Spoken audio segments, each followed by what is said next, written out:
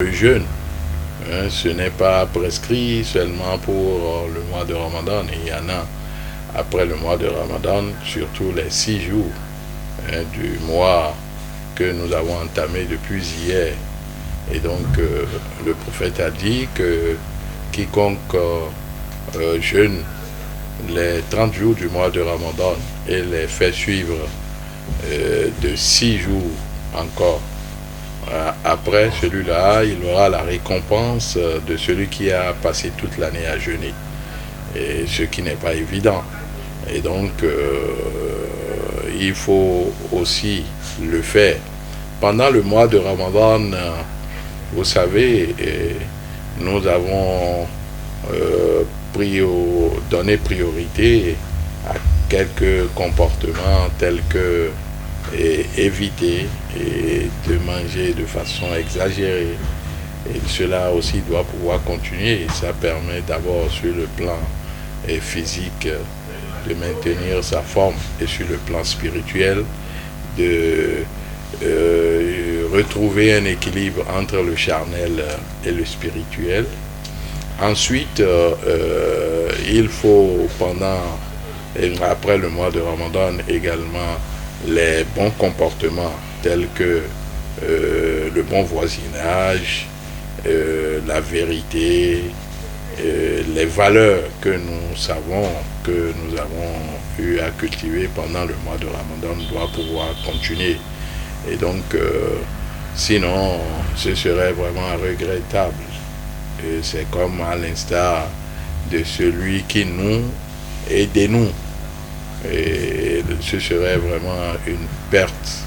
Et pour nous, vous savez, le mois de Ramadan représente pour l'homme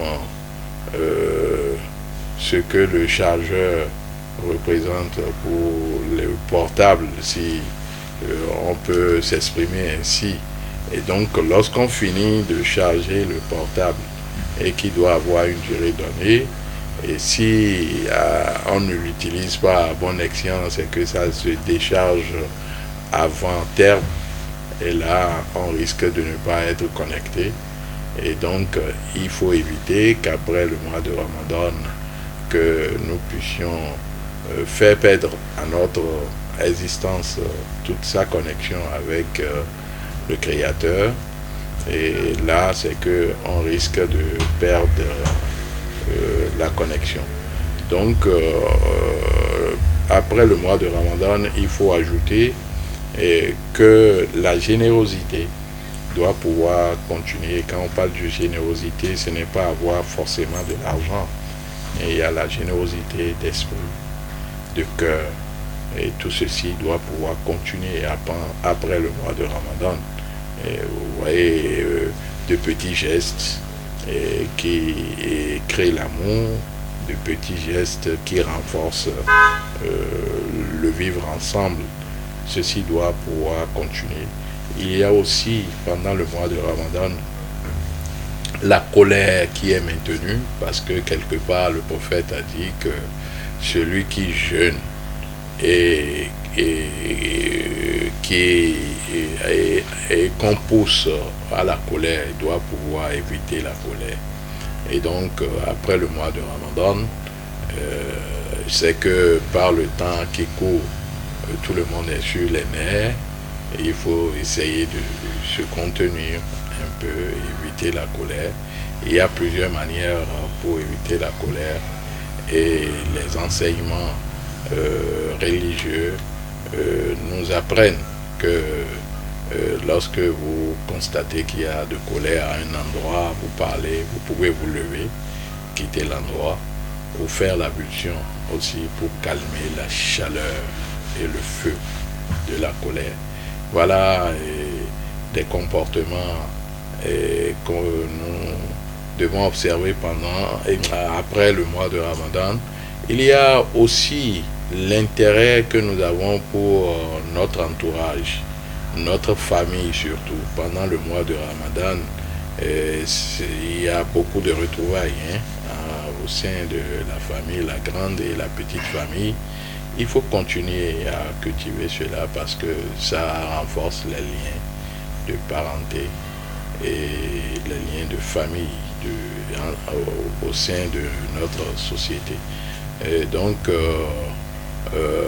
ce que on peut dire en résumé, c'est que tout ce que nous avons observé pendant le mois de Ramadan, d'une manière ou d'une autre, doit pouvoir continuer après le mois de Ramadan. Parce qu'on n'adore pas seulement Dieu pendant le mois de Ramadan. Dieu, il est éternel. Et donc, tant que nous vivons, nous sommes appelés à l'adorer. Dieu nous dit dans le Saint-Coran, وَعْبُدْ رَبَّكَ حَتَّى يَأْتِيَكَ الْيَقِينُ, en s'adressant au prophète Mohammed, et donc et à travers lui à tous les fidèles. Et Dieu nous dit qu'il faut adorer Dieu jusqu'à la mort. Et alors, si c'est jusqu'à la mort, l'adoration et la bonne adoration ne doit pas se limiter seulement au mois de Ramadan. Pour ne pas être des ramadanistes, il faut être des adorateurs de Dieu, et en tout temps et en tout lieu. Les 6 jours, ça commence déjà à partir d'aujourd'hui.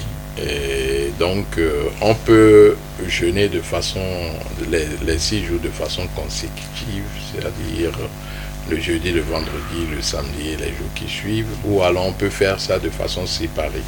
L'essentiel est que pendant les 30 jours qui sont devant nous, les 29 jours, qu'on puisse jeûner 6 jours. Mais la meilleure façon pour le faire, c'est de faire ça de façon consécutive. Maintenant, il faut attirer l'attention sur le fait que pendant le mois de Ramadan, il y a des gens, pour une raison ou pour une autre, qui n'ont pas pu finir tout le mois de jeûne. Et donc, pour des raisons de voyage, et pour des raisons de maladie, et pour les femmes aussi qui ont connu des moments de cycle, donc il est préférable qu'on arrive qu'on cherche à rembourser, parce que la dette, ça passe avant tout. Et là, après avoir fini le nombre de jours manqués, alors on peut faire les 6 jours là. L'avantage, c'est que vous avez la récompense de celui qui a jeûné pendant toute une année.